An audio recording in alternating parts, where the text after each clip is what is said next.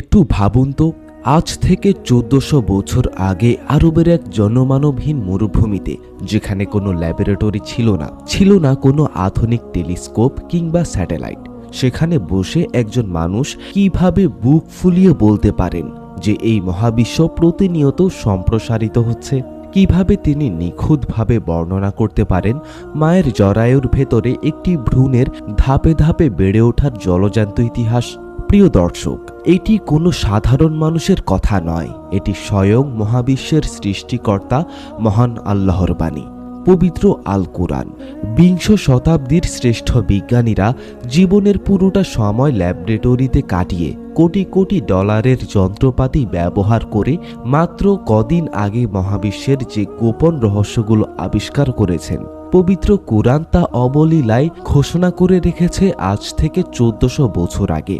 এমন ৫টি অকাট্য বৈজ্ঞানিক সত্য আজ আপনাদের সামনে তুলে ধরব, যা শোনার পর একজন নাস্তিকের বিবেকও থমকে দাঁড়াতে বাধ্য হবে এবং আপনার ঈমান বহুগুণ বৃদ্ধি পাবে ইনশাআল্লাহ। বিজ্ঞান ও বিশ্বাসের এই রোমাঞ্চকর যাত্রাটি আজ একটুও মিস না করে শেষ পর্যন্ত দেখুন। ভিডিওটি শুরু করার আগে এখনো পর্যন্ত যারা আমাদের চ্যানেলটি সাবস্ক্রাইব করেননি, এখনই ভিডিওতে একটি লাইক দিয়ে চ্যানেলটি সাবস্ক্রাইব করে পাশে থাকা বেল আইকনটি বাজিয়ে দিন। প্রিয় দর্শক, আমাদের তালিকার প্রথমে যে মিরাকলটি রয়েছে তা আধুনিক জ্যোতির্বিজ্ঞানের ভিত কাঁপিয়ে দিয়েছে। ১৯২৯ সালে বিজ্ঞানী এডুইন হাবল তার শক্তিশালী দূরবীক্ষণ যন্ত্রের সাহায্যে প্রথম আবিষ্কার করেন যে এই মহাবিশ্ব স্থির নয়, বরং এটি প্রতিনিয়ত বেলুনের মতো চারদিকে প্রসারিত বা বড় হচ্ছে। এই আবিষ্কারের জন্য বিজ্ঞানীদের নোবেল পুরস্কার পর্যন্ত দেওয়া হয়েছে।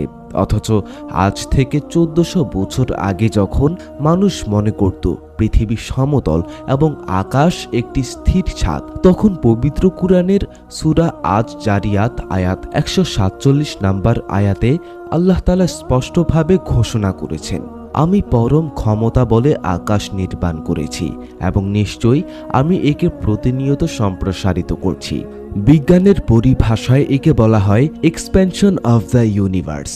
যে সত্যটি জানতে মানুষের বিংশ শতাব্দী পর্যন্ত অপেক্ষা করতে হয়েছে, তা কুরআনে এত বছর আগে কিভাবে নিখুঁতভাবে লেখা সম্ভব, যদি না এটি মহাবিশ্বের মহান স্রষ্টার বাণী হয়। আমাদের তালিকায় দ্বিতীয় মিরাকলটি চিকিৎসা বিজ্ঞানকে স্তম্ভিত করে দিয়েছে। ১৯৭০ সালের দশকে যখন আল্ট্রাসোনোগ্রাফি এবং উন্নত অণুবীক্ষণ যন্ত্র আবিষ্কার হলো, তখন চিকিৎসকরা জানতে পারলেন মায়ের পেটে সন্তান কিভাবে রক্তপিণ্ড থেকে হাড্ডি এবং হাড্ডির উপর মাংসের আবরণে তৈরি হয়। ভ্রূণের বিদ্যার জনক ডক্টর কিথ মুর যখন কুরআনের এই সংক্রান্ত আয়াতগুলো দেখেন, তিনি ইসলাম গ্রহণ করেছিলেন এবং বলেছিলেন এটি কোনো মানুষের কথা হতেই পারে না। পবিত্র কুরআনের সূরা আল মুমিনুনের ১২ থেকে ১৪ নম্বর আয়াতে আল্লাহ মানুষের সৃষ্টির ধাপগুলো যেভাবে বর্ণনা করেছেন তা হুবহু আজকের আধুনিক মেডিকেল সায়েন্সের সাথে মিলে যায়।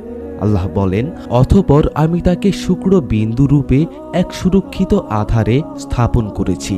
এরপর আমি শুক্র বিন্দুকে একটি আলাকা বা ঝুলন্ত রক্তপিণ্ডে পরিণত করি, অতঃপর রক্তপিণ্ডকে একটি চর্বিত মাংসপিণ্ডে পরিণত করি, অতঃপর সেই মাংসপিণ্ড থেকে অস্থি বা কঙ্কাল তৈরি করি এবং শেষে অস্থিকে মাংস দ্বারা আবৃত করি, অবশেষে তাকে এক নতুন রূপে দাঁড় করাই। আজকের আধুনিক বিজ্ঞান বলছে ঠিক এই ক্রমানুসারেই মায়ের পেটে একটি শিশু বড় হয়।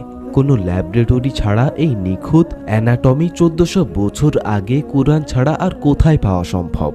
৩ নম্বরে রয়েছে লোহার অলৌকিক উৎপত্তি। আমরা মনে করি লোহা বা আয়রন মাটির নিচ থেকে তৈরি হয়, কিন্তু আধুনিক ভূতত্ত্ব বিজ্ঞান মাত্র কদিন আগে আবিষ্কার করেছে যে লোহা আসলে পৃথিবীর কোনো মৌলিক পদার্থ নয়। কোটি কোটি বছর আগে মহাকাশের বিশাল নক্ষত্রগুলোর বিস্ফোরণের ফলে লোহা উল্কাপিণ্ডের মতো তীব্র গতিতে পৃথিবীতে এসে পতিত হয়েছিল এবং মাটির গভীরে প্রবেশ করেছিল, অর্থাৎ লোহা এসেছে আকাশ থেকে। ঠিক এই বৈজ্ঞানিক পরিভাষাটি ব্যবহার করে আল্লাহ তাআলা সূরা আল হাদিদ, যার অর্থই হলো লোহা, এর 25 নম্বর আয়াতে বলেছেন, আর আমি আকাশ থেকে লোহা অবতীর্ণ করেছি যার মধ্যে রয়েছে প্রচণ্ড শক্তি এবং মানুষের জন্য বহু কল্যাণ। আল্লাহ এখানে তৈরি করেছি বলেননি, বলেছেন নাজিল করেছি বা উপর থেকে নিচে পাঠিয়েছি। 4 নাম্বার, 2 সমুদ্রের মাঝখানে অদৃশ্য প্রাচীর। মহাসাগরে যেখানে দুটি ভিন্ন সাগর একসাথে মিলিত হয়, যেমন জিব্রাল্টার প্রণালী, সেখানে একটি সাগরের পানি অন্য সাগরের পানির সাথে মিশে যায় না।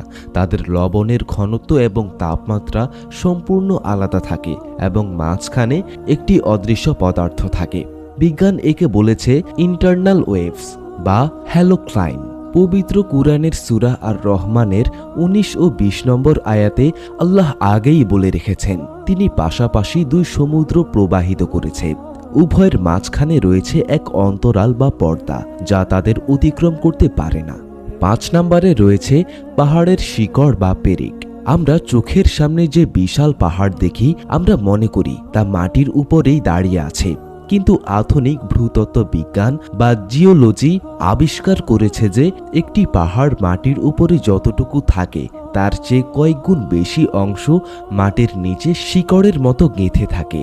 ঠিক যেমন একটি পেরেক বা খুঁটি মাটির নিচে গেঁথে রাখা হয় যাতে তাঁবু বা ঘরটি স্থির থাকে, এই পাহাড়গুলো মূলত পৃথিবীর টেকটনিক প্লেটগুলোকে ধরে রাখে যাতে পৃথিবী কেঁপে না ওঠে। পবিত্র কুরআনের সূরা আন-নাবা এর 6 এবং 7 নম্বর আয়াতে আল্লাহ তাআলা এই ভূতাত্ত্বিক সত্যটি এক লাইনে বর্ণনা করেছেন, আমি এই পৃথিবীকে শয্যা এবং পর্বতসমূহকে পেরেক বা খুঁটি বানাইনি।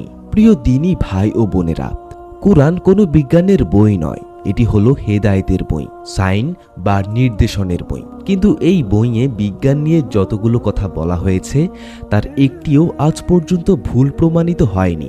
এগুলোই প্রমাণ করে যে বিজ্ঞান যেখানে গিয়ে শেষ হয়, ইসলাম এবং পবিত্র কোরআনের সত্যতা ঠিক সেখান থেকেই শুরু হয়। কোরআনের এই 5টি অলৌকিক বৈজ্ঞানিক মিরাকলের মধ্যে কোনটি আপনার কাছে সবচেয়ে বেশি বিস্ময়কর লেগেছে কমেন্টে সুবহানাল্লাহ লিখে আমাদের জানান। ভিডিওটি ভালো লাগলে লাইক দিন এবং ইসলাম বিদ্বেষী বা নাস্তিক বন্ধুদের চোখ খুলে দিতে ভিডিওটি প্রচুর শেয়ার করুন। ইসলামিক এমন তথ্যবহুল ভিডিও নিয়মিত পেতে আমাদের চ্যানেলটি এখনই সাবস্ক্রাইব করুন। দেখা হবে পরবর্তী ভিডিওতে, সেই পর্যন্ত ভয়েস অফ রিডের সাথেই থাকুন। আল্লাহ হাফেজ।